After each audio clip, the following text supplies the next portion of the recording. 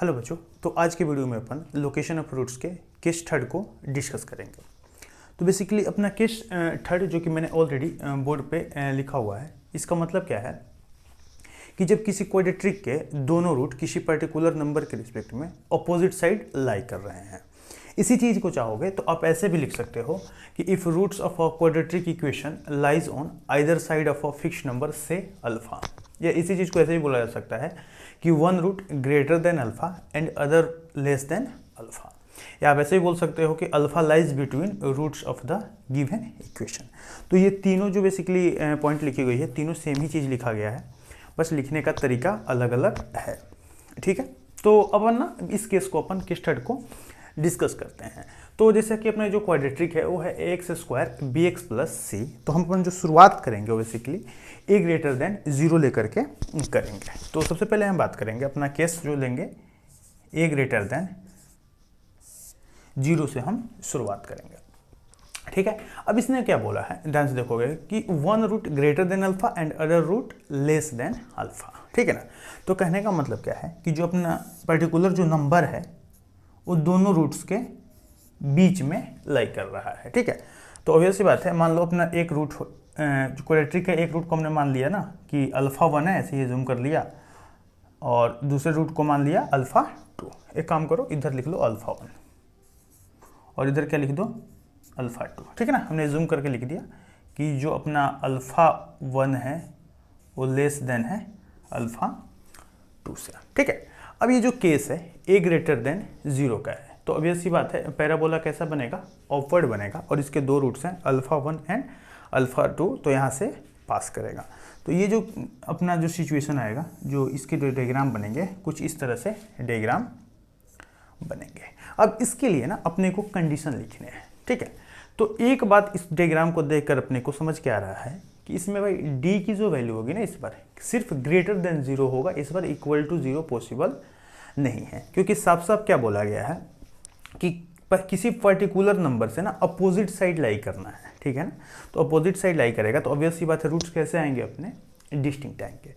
तो d equal to 0 इस बार possible नहीं है। तो इस बार अपने को सिर्फ इस डायग्राम को देख के क्या पता लग रहा है कि भाई d जो होगा ना वो ग्रेटर देन 0 होगा। ठीक है, ये अपने को ना पहली बात समझ में आई। ठीक है, दूसरी बात अपने को क्या दिख रहा है कि भाई साहब a ग्रेटर देन 0 है। ठीक है जी, एंड जो f ऑफ अल्फा है वो निगेटिव है। यानी कहने का मतलब क्या है कि a positive and f of alpha negative, यानी इन दोनों जो टर्म है a and f of alpha ये अपोजिट साइड के हैं, साइन के हैं। तो ऑब्वियस सी बात है इनकी प्रोडक्ट कैसा होगा, निगेटिव होगा। तो इसको अपन क्या लिख सकते हैं कि a into f of alpha less than 0। ठीक है, वही यदि हम बात यहाँ पे करें इफ a लेस देन 0 की, ठीक है, तो यहाँ पे भी मान लो अल्फा 1 अल्फा 2 किसी क्वाड्रेटिक के दो रूट्स हैं। ठीक है ना, जो किसी पर्टिकुलर नंबर अल्फा के अपोजिट साइड लाई कर रहे हैं। तो अल्फा 1 अल्फा 2 रूट्स हैं, तो ऑब्वियस सी बात है जो भी क्वाड्रेटिक बनेगा पास तो यही से करेगा। ठीक है ना, एंड a लेस देन 0 है, इसका मतलब क्या होगा कि जो अपना पैराबोला बनेगा वो डाउनवर्ड बनेगा। ठीक है, तो यहाँ से जो डायग्राम बना, ठीक है, ये कुछ इस तरह से बन जाएगा। ठीक है, तो इसको भी देख के हमें क्या बोल सकते हैं कि भाई सब d की जो वैल्यू होगी ग्रेटर देन 0 होगा। ठीक है जी, एंड f ऑफ जो अल्फा है ना यहाँ पे क्या है, पॉजिटिव है, बट इस बार a निगेटिव है। तो a and f of alpha का जो साइन है वो अपोजिट है, इसलिए इनका भी प्रोडक्ट क्या होगा, निगेटिव होगा। तो हम क्या बोल सकते हैं कि a into F of alpha less than 0। ठीक है, अब आपको ना केस फर्स्ट जब आपको याद होगा तो उसमें एक और टर्म लिख रहे थे ना -b/2a वाला। ठीक है, तो यहाँ पे ना उसकी कोई मतलब ना यहाँ पे सेंस नहीं बनता है, क्योंकि ध्यान से देखो ना -b/2a बेसिकली वर्टेक्स का x कोऑर्डिनेट होता था। ठीक है ना, अब जो अल्फा है ना वो इधर भी आ सकता है क्योंकि बीच में लाई कर रहा है, इधर भी आ सकता है, तो इस बार -b/2a से रिलेट करने का कोई सेंस नहीं बनता है। ठीक है, अच्छा, आई होप यहाँ तक आपको समझ में आया होगा। अब आगे चीज़ों को ना थोड़ा सा ध्यान से समझिएगा। अब जब हम केस 1 की जब हम बात कर रहे थे तो उसमें आपको एक बात बताया गया था। ठीक है ना, केस 1 में क्या बताया गया था कि यहाँ पे इसको थोड़ा सा डिस्कस करेंगे। ठीक है ना, कुछ समझाना है आपको। तो केस 1 में क्या बताया गया था कि कोई एक पार्टिकुलर नंबर अल्फा है, उससे दोनों रूट्स कैसे हैं, बड़े हैं। तो इसके लिए हमने, आपको याद होगा था, 3 कंडीशन लिखाया था, और तीनों कंडीशन क्या था? एक कंडीशन था d greater than equal to 0, ठीक है ना। दूसरा जो अपना कंडीशन था a into F of alpha greater than 0, और जो अपना तीसरा कंडीशन था वो था कि अल्फा की जो वैल्यू है वो लेस देन है वर्टेक्स के एक्स कोऑर्डिनेट्स थे, ठीक है ना। और वहाँ पे क्या था, हमने क्या देखा था कि वहाँ पे ना इन तीनों कंडीशन का ना होना जरूरी था, ठीक है ना। यानी ये तीनों कंडीशन कैसे थे? नेसेसरी थे, ठीक है ना। यानी मान लो कि कभी ये कंडीशन ना हो, ठीक है ना, तो भी काम नहीं चलेगा। इनमें से कोई भी एक कंडीशन ना हो तो जो हमारी रिक्वायरमेंट थी कि किसी पर्टिकुलर नंबर से क्वाड्रेटिक के दोनों रूट्स बड़े हो, वो फुलफिल नहीं हो पा रहा था, ठीक है ना। आप ऐसे यहाँ पे समझ भी सकते हो। जैसे देखो, जैसे मान लो ना ये हम ना लिखें, ये सिर्फ 2 लिखें, तो d ग्रेटर देन 0 ना बोले, तब तो यार डायग्राम तो कुछ ऐसे भी बन जाएगा ना। जब डायग्राम ऐसा भी बनेगा, उस केस में भी तो a into F of alpha positive ही है and alpha less than minus b by 2 ही है। बात समझ में आ रहा है क्या?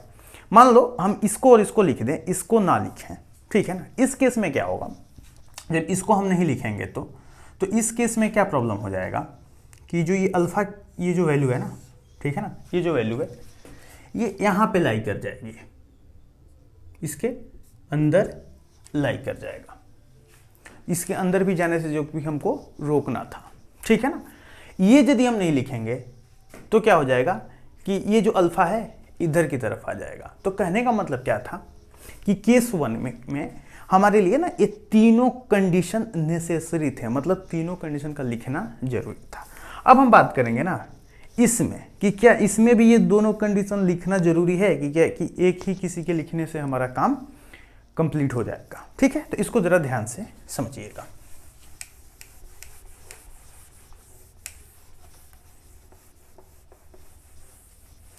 तो इसको जरा आप ध्यान से समझिएगा।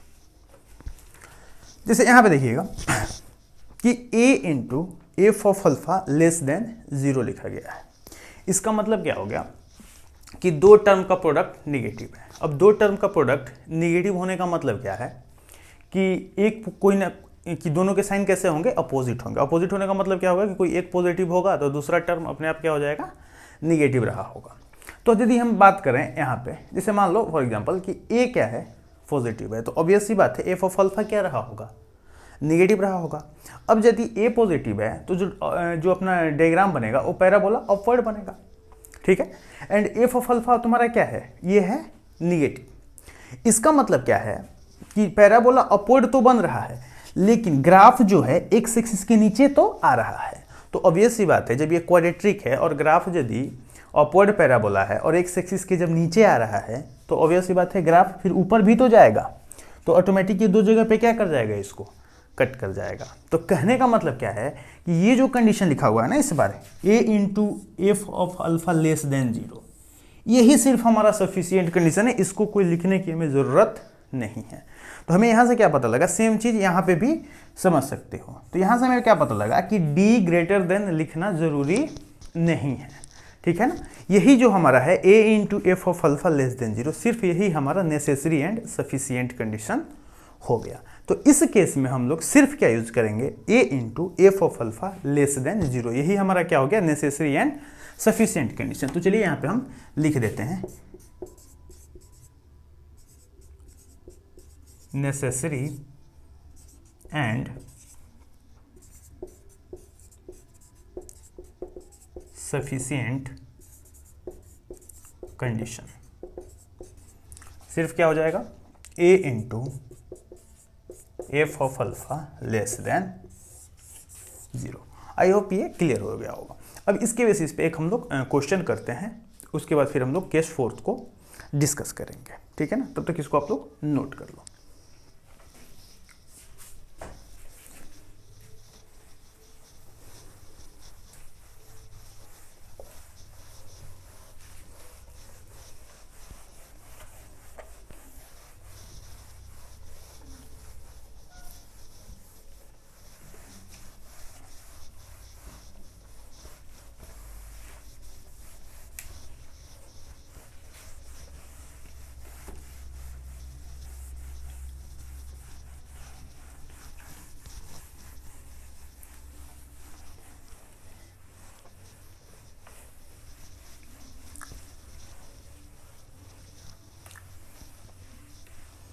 तो ये क्वेश्चन हम लेते हैं, find the value of A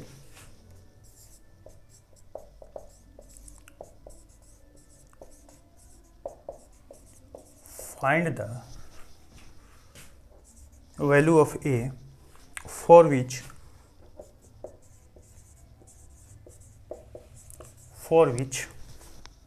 one root of equation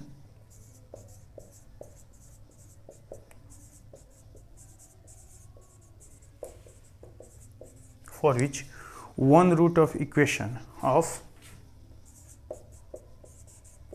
x square minus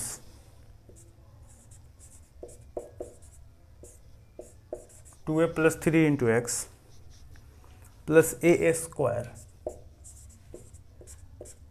equal to 0 exceed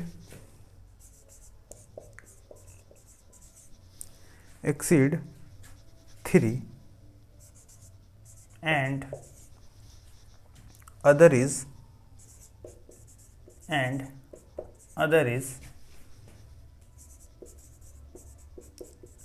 smaller than 3। तो इसमें क्या बोला गया है कि एक जो रूट है वो 3 से बड़ा है और जो दूसरा रूट है वो 3 से छोटा है। ठीक है, तो कहने का मतलब क्या है, ध्यान देखिएगा कि x इक्वल टू 3 जो अपना है कोई पर्टिकुलर नंबर है, इसमें एक रूट है वो 3 से बड़ा है और जो दूसरा रूट है वो 3 से छोटा है। और अब ध्यान से देखोगे ना तो कोफिशिएंट ऑफ एक्स स्क्वायर जो है ना वो 1 है, यानी ऑलरेडी ये a ग्रेटर देन 0 का ही केस है। और ना भी हो तो a into F of alpha less than 0 लिखोगे तो भी कोई फर्क नहीं पड़ता है, a का वैल्यू ऑलरेडी वैसे भी 1 ही आप यूज़ करोगे। ठीक है, तो ध्यान से देखोगे तो कुछ ये वाला ये सिचुएशन है। ठीक है क्या, तो इसमें अपन क्या यूज़ करने वाले हैं, कंडीशन क्या यूज करने वाले हैं कि a into F of alpha less than 0। ठीक है, जिसमें a की वैल्यू अपने क्या दी हुई है 1। ठीक है, तो यहाँ पे हमने क्या यूज कर लिया 1। ठीक है जी, और एफ ऑफ अल्फा, अल्फा का वैल्यू मतलब क्या है 3। ठीक है, तो एफ ऑफ 3 लेस देन 0। ठीक है, अब बस इसको यहाँ पे रख के सिंपली सॉल्व कर लो। तो यहाँ पे जब x की जगह पे 3 रखोगे तो ये क्या बन गया तुम्हारा 9 minus 2a plus 3 into 3 plus a square less than 0। ठीक है, तो ये बन गया तुम्हारा 9 माइनस 2a। ठीक है जी, और ये एक काम करो ना मल्टीप्लाई कर दो डायरेक्टली, तो ये कितना बन गया 3 इंटू 3 6a, और ये कितना बन गया -9 plus a square less than 0। ठीक है ना, +9 -9 कैंसल, तो यहाँ पे आया ये a square minus 6a less than 0, तो a को कॉमन करोगे तो ये आ गया a माइनस 6 लेस देन 0। अब बस यहाँ पे विकर मेथड यूज कर लो, तो ये क्या बन जाएगा। ठीक है, एक हो गया तुम्हारा यहाँ पे 0, समझ आ रहा होगा, और एक क्या है 6। ठीक है, तो कैसे बताया जाता है ध्यान समझिएगा, कोई भी यदि मान लो नंबर 6 से बड़ा रखोगे तो इधर क्या आएगा पॉजिटिव, फिर इधर निगेटिव और इधर पॉजिटिव। ठीक है, अपने को क्या चाहिए लेस देन 0 वाली चीज़ें चाहिए, तो लेस देन 0 के लिए आप क्या बोलोगे कि जो a की वैल्यू है वो हो गई तुम्हारी 0 से 6। ठीक है, तो यही हो गया अपना इसका आंसर। ठीक है, अब अपन बात करेंगे हम लोग केस 4 की, तब तक इसको आप नोट कर लो।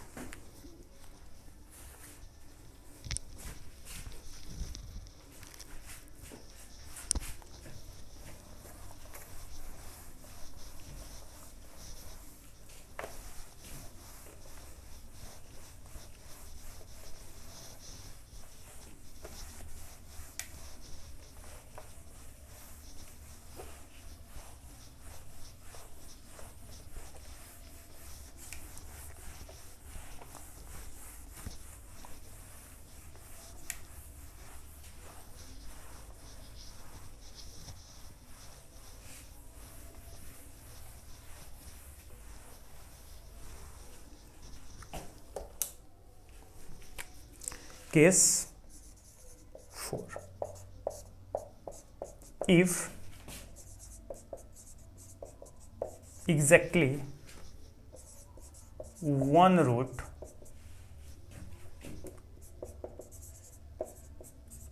lies between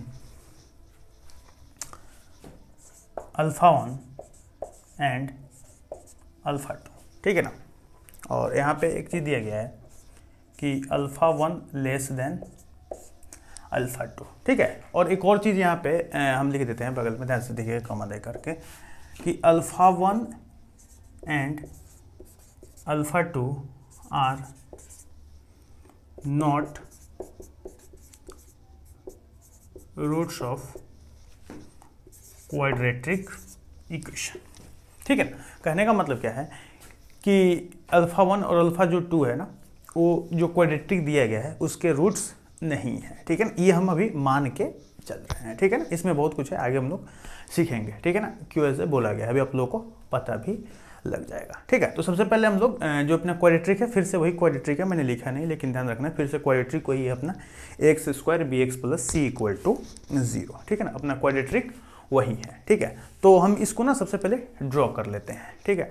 तो जो क्वाड्रेटिक है अपना ax² bx + c, उसमें सबसे पहले हम a > 0 का केस लेंगे। तो ये हो गया तुम्हारा a > 0। इसमें क्या बोला गया है कि if exactly one root lies between alpha 1 and alpha 2, ठीक है। तो कहने का मतलब क्या है, दो नंबर दिए गए हैं नंबर लाइन पे, एक तुम्हारा है अल्फ़ा 1 और दूसरा क्या है अल्फ़ा 2, ठीक है। अब चूंकि a > 0 का केस है, तो दो पॉसिबिलिटी क्या क्या हो सकती है, ध्यान समझिएगा। एक तो ये सिचुएशन हो सकता है, इसमें अपने को क्या दिख गया कि एग्जैक्टली एक रूट जो है वो अल्फ़ा 1 और अल्फ़ा 2 के बीच में लाई कर रहा है, ठीक है ना।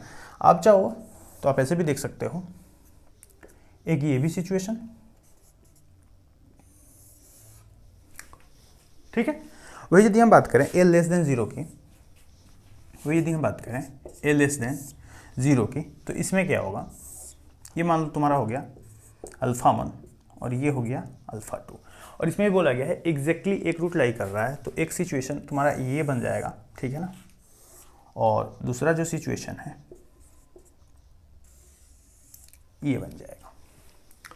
बात समझ में आ रही होगी, ठीक है। अब यहाँ पे ना इसको भी देख करके ना एक बात कंफर्म हो गया कि डी इसका भी क्या होगा, > 0 होगा, और -b/2a का जो कंसेप्ट है ना, वर्टेक्स से अल्फा का बड़ा होना छोटा होना, यहाँ पे लगाने का कोई सेंस नहीं बनता है, क्योंकि ये जो अल्फा की जो वैल्यू है ना, ये कहीं भी वेरी कर रहा है इस पूरे के अंदर, ठीक है।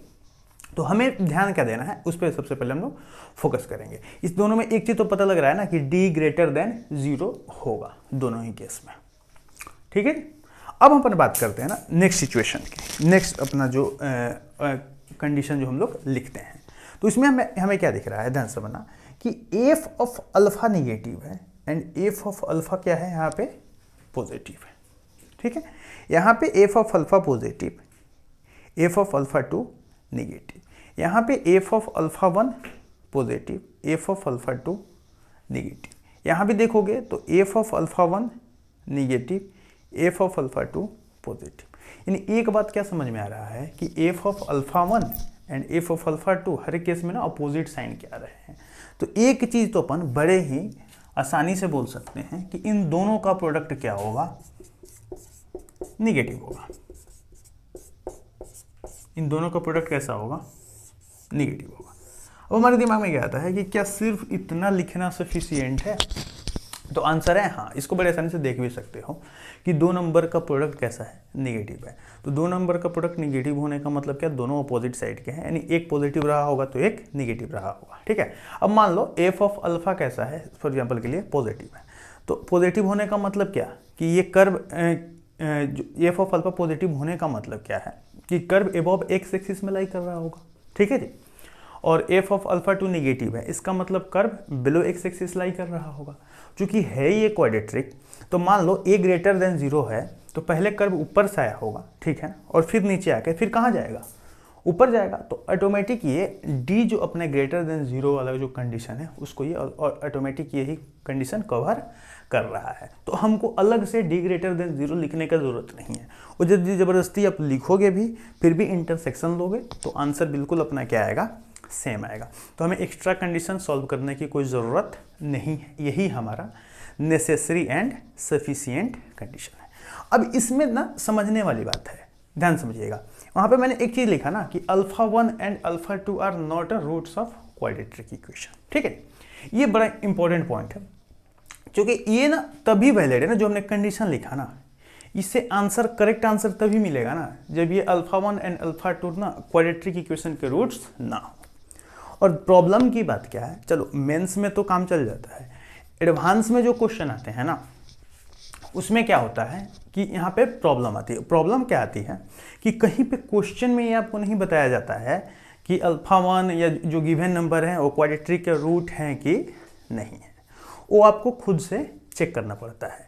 अब मेंस में क्या होता है ना कि ऑप्शन थोड़े से इजी आते हैं, तो आप ये भी कंडीशन लगाते हो तो आपका काम चल जाता है। लेकिन जो क्वेश्चन जेईई एडवांस में आते हैं उसके ऑप्शन बड़े ही क्लोज होते हैं। इसको ना अभी एक हम एग्जाम्पल लेते हैं, उसके थ्रू इसको समझेंगे तो भी और अच्छा से क्लियर होगा, ठीक है ना। तो हम इसको ना एक डायरेक्टली पहले क्वेश्चन ही लेके इस चीज़ को आपको समझा देते हैं कि इसका आखिर लिखने का मतलब हमारा क्या था, ठीक है। तब तक इसको आप नोट डाउन करो।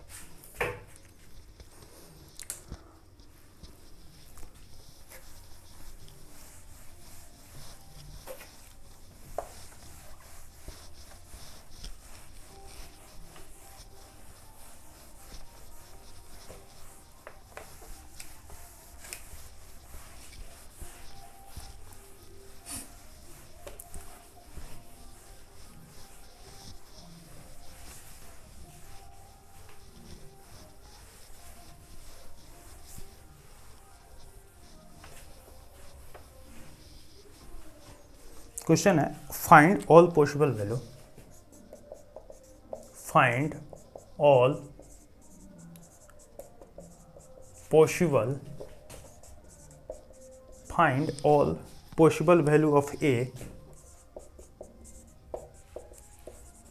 For which exactly one root,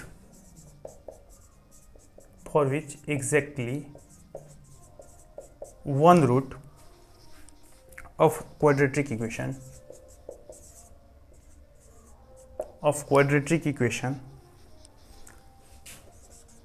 x square minus a plus 1 into x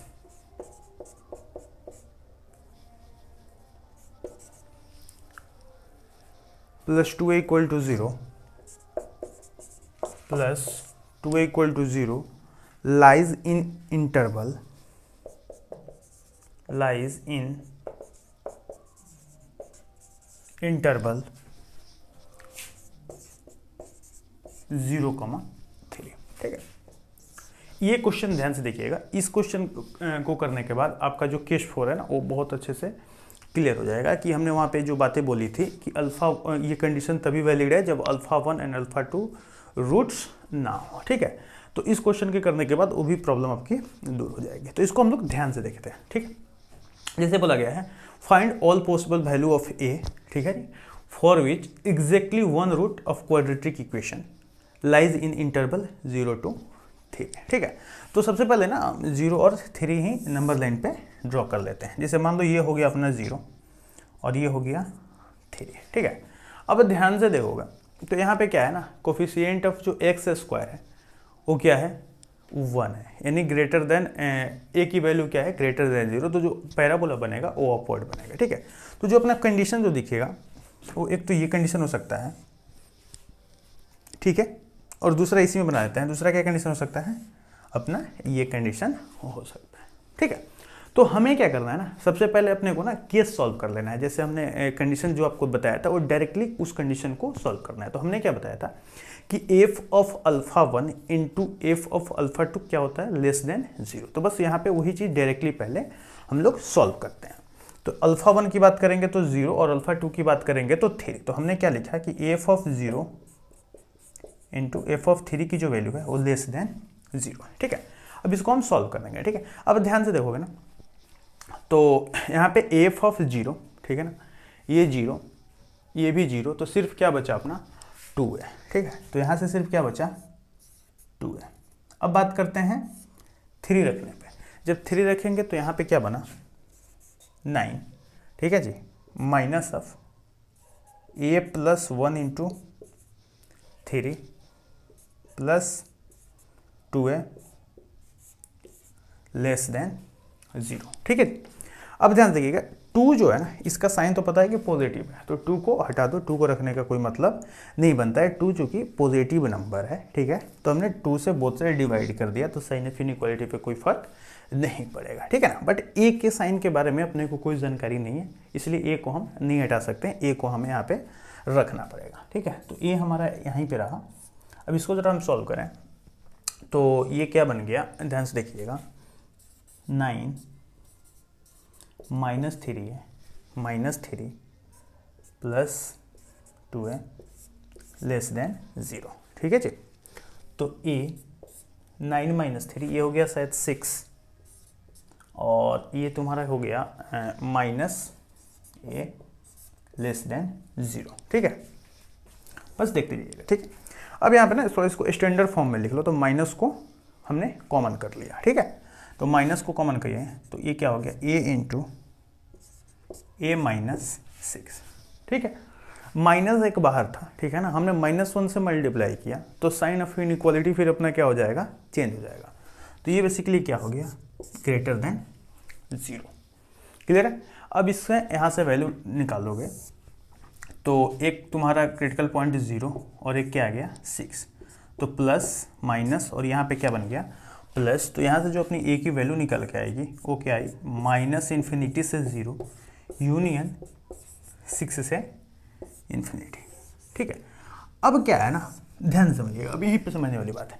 अब क्या है कि जब एडवांस में क्वेश्चन आते हैं ना, तो खास करके ना ये ऑप्शन ही पहले दे दिया जाता है, ठीक है ना। जब एडवांस में जब क्वेश्चन पूछे जाते हैं तो पहले यही ऑप्शन दे दिया जाता है और बच्चे यही टिक करके ना गलत कर लेते हैं, ठीक है। तो अब आगे अपने को क्या सोचना है, उस पर ध्यान देने वाली इसकी चीज़ें हम लोग देखेंगे। वहाँ पे हमने ना एक बात बताई थी कि अल्फ़ा जो ये कंडीशन सिर्फ तब के लिए है ना जब अल्फ़ा 1 और अल्फ़ा 2 रूट्स क्वाड्रेटिक के ना हो। बट ये अपने को तो पता है नहीं कि रूट्स हैं कि नहीं है, तो हमें क्या करना पड़ता है ना, चेक करना पड़ता है एंड पॉइंट को कि वो रूट है कि नहीं है। तो यहाँ पे भी ना अपने को चेक करना पड़ेगा, तो एक एक करके हम ना चेक करते हैं कि 0 रूट है कि नहीं है, 3 इस क्वाड्रेटिक के रूट है कि नहीं है। तो कैसे चेक करेंगे, ध्यान समझिएगा। सबसे पहले हम चेक करेंगे if x is equal to 0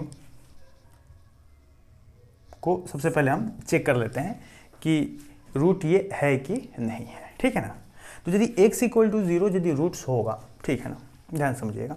तो यहाँ पे जब वैल्यू रखोगे तो x का वैल्यू जैसे ही हाँ x का वैल्यू जैसे ही यहाँ पे रखोगे तो ये क्या आ गया बेसिकली 2a इक्वल टू 0, यानी यहाँ से a का वैल्यू क्या निकल के आ रहा है, 0 निकल के आ रहा है, ठीक है ना। जैसे ध्यान से देखो x का वैल्यू जब 0 पुट करोगे तो ये 0, ये भी 0 और ये 2a इक्वल टू 0, यानी यहाँ से अपने को क्या पता लगा कि a का वैल्यू क्या आ गया 0 आ गया, ठीक है। अब अपने को क्या देखना है कि इस a इक्वल टू 0 पे ये क्वाड्रेटिक कैसा बन रहा है। अब हमने क्या पुट किया, इसमें a की वैल्यू 0 पुट कर दी। ध्यान समझिएगा, जब a की वैल्यू 0 पुट करोगे तो ये क्या बना x स्क्वायर, ठीक है जी, माइनस x, ठीक है, और इक्वल टू में क्या बन गया 0, ठीक है ना, क्योंकि हमने a की वैल्यू क्या पुट की है 0 पुट की है। तो यहाँ से x की 2 वैल्यू आ रही है, एक क्या आ गया 0 और एक क्या आ गया तो 1। अब ध्यान समझिएगा, एक वैल्यू x का 0 आया और एक वैल्यू क्या आ गया x का 1 आ गया। तो इस वैल्यू के थ्रू यदि तुम डायग्राम बनाओगे, ठीक है ना, तो एक रूट तुम्हारे 0 और एक रूट 1, ठीक है ना, और ये जो ग्राफ बनेगा कुछ इस तरह से फिर बनेगा।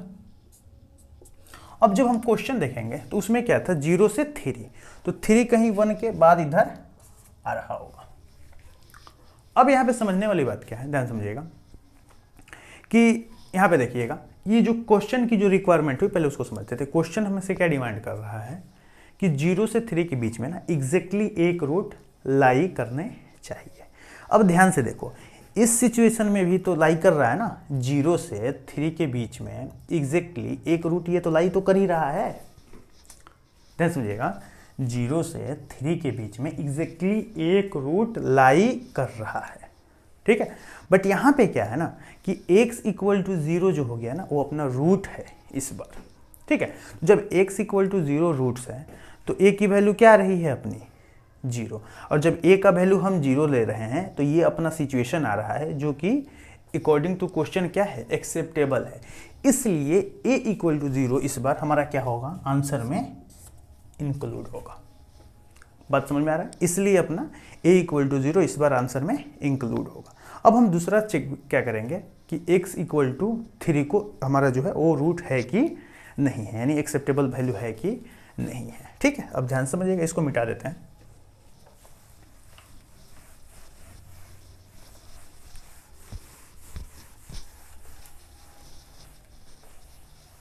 अब हमने क्या रखा, ध्यान समझिएगा, if x equal to 3 is roots of quadratic equation, ठीक है। अब x इक्वल टू यदि 3 रूट होगा तो वैल्यू रखोगे तो ये क्या बन गया 9 minus a plus 1 into 3 plus 2a equal to 0। तो यहाँ से 9 माइनस 3 है, minus 3 plus 2a equal to 0, ठीक है जी। अब माइनस 3 है 2a मिल करके यहाँ पे माइनस a और ये 6, तो मेरे हिसाब से शायद ये कितना हो गया, ये तो 6 हो गया और ये हो गया तुम्हारा a। तो यहाँ से a की वैल्यू क्या आई 6 आई। अब अपने को क्या सोचना है कि a इक्वल टू 6 जो वैल्यू आई वो एक्सेप्टेबल है कि नहीं है। तो कैसे हम तो चेक करेंगे, फिर a इक्वल टू 6 को इस क्वाड्रेटिक में रखेंगे और वहाँ से x की वैल्यू निकालेंगे और फिर ड्रॉ करके देखेंगे कि जो हमारा क्वेश्चन की कंडीशन है उसको ये फुलफिल कर रहा है कि नहीं कर रहा है। तो हमने a इक्वल टू 6 को क्वेश्चन में पुट किया। तो यहाँ से क्या बना, एक्स स्क्वायर माइनस 6 प्लस 1 कितना हो गया 7x और प्लस 12 इक्वल टू 0 माइनस ये कितना हो गया -2 -5 नहीं, ये कितना हो गया जी -4 -3, ठीक है ना। तो x square minus 4x minus 3x plus 12 equal to 0, ठीक है जी। तो यहाँ से आया x -4 एंड -3 कॉमन लोगे तो x -4 इक्वल टू 0। तो यहाँ से दो वैल्यू आई, x की एक तो वैल्यू 3 आ गई और एक वैल्यू क्या आ गई 4 आ गई, ठीक है।